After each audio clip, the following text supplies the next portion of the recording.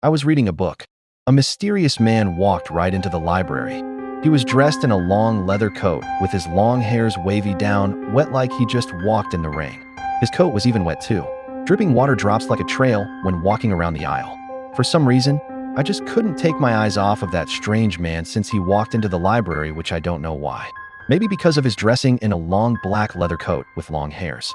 I then went back to focus on reading the book in my hand.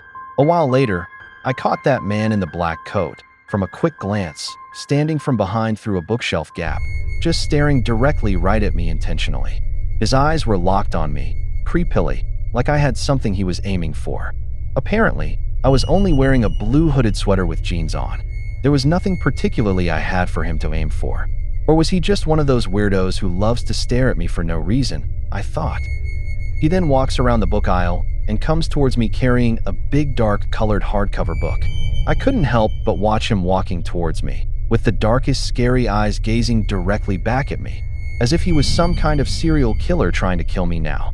My hands froze still on the table with both legs shaking. Everything became silent with only the sound of my heart beating. The man in the black long coat stopped in front of the table. He leans gently forward and places the big book he carried right onto the table, not even looking away like he had wanted me to look at the book he had brought. He then slides the book closer to me. There was nothing written on the book cover. I didn't even dare to touch it. I sat there just gazing at the book and avoided looking at the man in the dark coat who stood there leaning forward looking me in the eyes. His deep breath blew onto my face uncomfortably. I noticed the two other guests were busy chatting quietly at their table, not even looking this way. The man in the black long coat just walked away, eventually leaving the book sitting on the table in front of me.